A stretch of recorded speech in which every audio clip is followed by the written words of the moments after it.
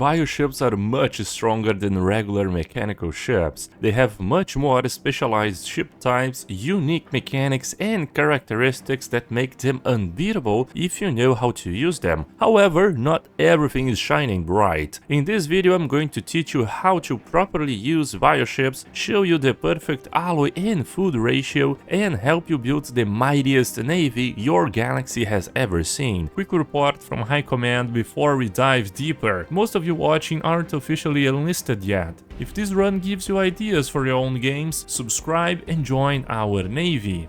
So first we are gonna use the best ship designs as I proved in this video. I tested over 200 battle scenarios of bioships versus bioships and bioships versus mechanical ships to find out the best compositions. For the early game you should use Maulers with either 1 point defense or 1 kinetic. I recommend you use the point defense in most cases as it can negate the enemy strike craft or missiles. Use kinetic instead of energy if you're going for a more offensive approach. Now for the mid-game, you should use Harbingers with 4 strike craft obviously and 4 neutron launchers. Use missiles only if you're going against a swarm fleet like corvettes or other Maulers. For the endgame, you should use a mixture of Harbingers and Stingers in a ratio of 5:1. The Harbingers have the same loadout as the mid-game, you go with neutron launchers. The Stingers, however, they have a unique design, they have only kinetic weapons, so 4 giga cannons and 4 kinetic artilleries. The Stingers will deplete the enemy's shields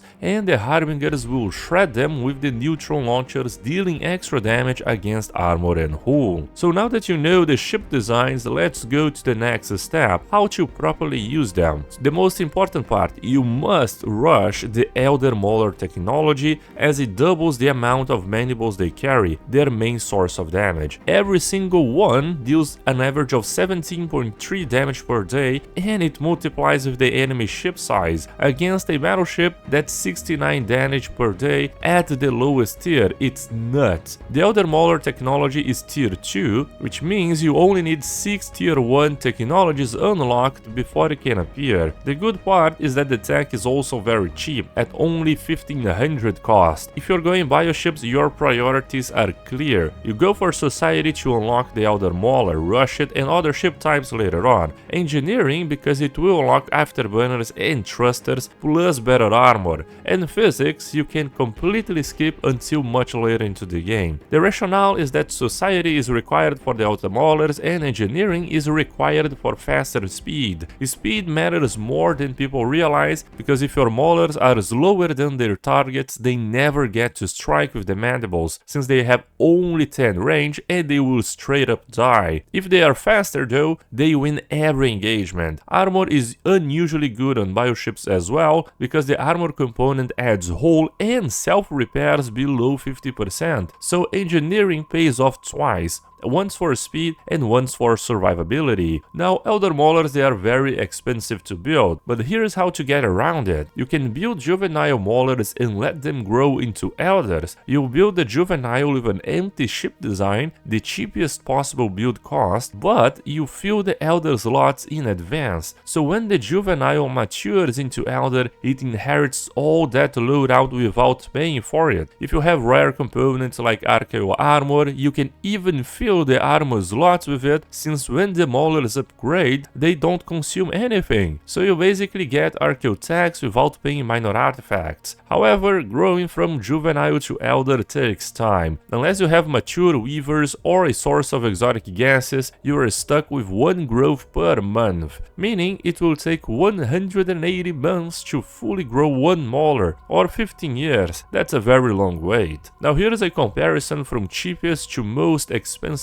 growth. The base setup will have 1 growth, it's the least possible 15 years. Then if you have mature weaver with the developmental pheromones organ, you get +1 growth, so that halves to 7.5 years. And if you have a exotic gas source, you can even improve that to get the advanced versions of the organs, achieving a growth in 4 years and 7 months. Now there's also another thing to boost your ship growth, the Starbase Building Growth Chamber. It gives all fleets stationed +2 2 growth per month, stacking with all the other sources I just told you. However, you must pay attention to this, plus 100% docked ship upkeep. They will grow faster, but at a cost, so keep your economy in balance if you want to activate this building. Speaking of economy, let's talk about the alloy and food ratio. This is the part that most Bioship players never actually calculate, and it's actually the difference between an economy that can pump out ships non-stop and one that stalls. Your Bioship sections, they will only cost food, and your components will cost mostly alloys and other rare resources. The better your components are, the higher their cost. Therefore, as you progress into the game, your Bioships will slowly start costing more alloys. For this reason, the early game is the period when your food and alloy ratio will be the highest, meaning you will be spending more food than alloys, and the end game is the opposite. It will be when your food consumption is the lowest. So every ship type has its own ratio due to their different slot sizes and sections. I calculated for you the best designs food and alloy ratio for the end game designs, all with the tier 5 components, and the only early game design that I calculated was with Maulers because it is the king of the early game. Now into the data. The early game Maulers fleet, we have a ratio of 3.5 to 1, so 3.5 food for every 1 alloy. Endgame Maulers 2.4, endgame Neutron Harbingers 3.1, endgame Kinetic Stingers 1.15 to 1, almost equal, and the endgame Harbinger and Stinger composition, when you pair them both together, you get a ratio of 2.4 to 1. So as you can see, both the endgame Maulers and the Harbinger in Stinger composition had equal food to alloy ratio. So if you're running these designs, which were proven to be the best ones, you want to have a net output of 2.4 food for every 1 alloy output that you have. Also, this is only if you build them at Elder stage. If you grow them from Juvenile, you don't pay any alloys, as we covered before. Thus, you only need food to build them, because keep in mind, Bioship sections, they only cost food. You build them at Juvenile, you don't have any components, so it's only food. But however, growing them still has the upkeep cost, but the upkeep is a lot easier to manage, since it's a monthly budget that you can just see in real time updating in your UI. The real trick is how much food and alloy you need to stockpile for every Bioship composition, and that we already know. Now let me show you all of these theories in practice in an actual playthrough in the early game. We're going to take these strategies and create a fleet from basically nothing to dominate the galaxy. Now we have a ratio of 2.4 to 1 in terms of alloy and food, so it is the end game ratio, not the early game food and alloy ratio, but it's still okay. Yeah, the good part is that we have exotic gases production, so our mature weavers, they can have some developmental pheromones, and we don't have any younger Mauler here, but the juvenile Maulers, they have the accelerated juvenile growth gland. I made a mistake of not unequipping the mature Maulers, because we could even unequip them, and this would reduce their food upkeep. As you can see, mature 2 food upkeep. If we remove everything, food upkeep drops to 1.38, much cheaper. Yeah, so we just wait a little bit until all of our Maulers grow. The only problem is the naval capacity, because as they grow, they occupy, I think it is 50% more naval cap than in the beginning. Or is it double? Let me check that. Or it is double the naval capacity, so yeah, it kind of consumes a lot. Now this would be a good technology, the advanced weaver development, because it will give us the accelerated juvenile growth gland on top of the exotic development pheromones, which is the aura that gives us +2 growth for all of our ships. However, at the moment, our empire already has most of our ships at the elder stage, and the other ones that aren't elder, they're almost there. So yeah, it isn't that huge of a technology at the moment, so we're gonna focus on something else here. The good part about the arc furnaces is that with bioships they cost food instead of alloys, which is a little bit more efficient. Yeah, all of our battleships are at the elder stage, all elder Maulers, so I think we can declare war on our neighbors. They are already inferior to us, but we are even superior because we have Maulers, the best ship class in the early game. So what we want to do is grab some of their population. Yes, we want to grab their population and also make them our vassal. Let's declare war on both of them. Vassalize and vassalize. vassalize as well. With only one Mauler fleet, I think we are capable of destroying each one of them. So we have 2 fleets for 2 empires. Well, since Bioship's main advantage for the Maulers is sublight speed, let's activate the exotic gases as fuel. We can even activate some other ones like the volatile ammunition, because if I remember correctly, yeah, the mandibles, they are kinetic, so although they are in the G slots, they can actually benefit from activating this. And also the reactive armor, plus 25% armor hit points. It is amazing. You're gonna be extremely strong. Well, they were dumb enough to just leave their ships on the hyperlane, so this will be pretty much melee range with us. We're gonna completely annihilate. Very easy win. Yeah. My god.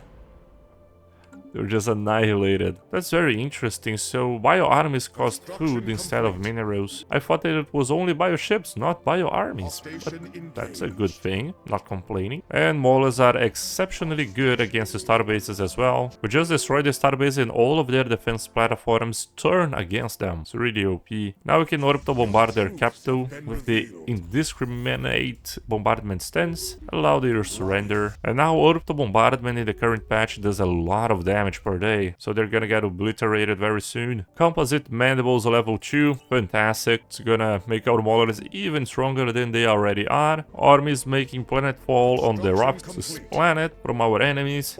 Very easy win. Oh, it's such a cool army design, isn't it? I like it. Conquer another planet, the last one from this new vassal. Yeah, I think we're gonna need more war exhaustion and occupation to win this war. So let's take our fleets and conquer some more planets and systems. Here we conquered Tempestua only through the orbital bombardment. That's very interesting. So it went above 50% and they immediately surrendered. Good to know. Let's do that on their other colonies. And this is what I tell you about, that Maulers need to be fast. 400 sublight speed, it is not slow at all, Commander. It's not slow at all. And that is, we even have only tier 1 afterburners and tier 2 thrusters, so it's not even that fast. It could be a lot faster. Now here's the thing, we are becoming a lot stronger, we are gonna get a lot of population from this recent conquest, so it is time we start developing another batch of ships, because after we conquer those 2 as vassals, we are gonna conquer even more empires throughout the galaxy. So, look at the juvenile, it only costs food, 255. However, since we have a lot of alloys, I think I'm gonna build just the elder stage straight away, because I mean, yeah, we might as well do it, right? We have no use for all of these alloys at the moment. Alright, so we conquered our first vassal now, they surrendered, 2 more planets. The good part is, and look, another vassal for us, commanders. How wonderful is that? We can even negotiate agreement and make them our Scholarium, one of them. After some time, of course. Now let's clear out the void worms first. That's gonna be a permanent modifier to our unity output. Always good to have. Go, Maulers, go! There you have it.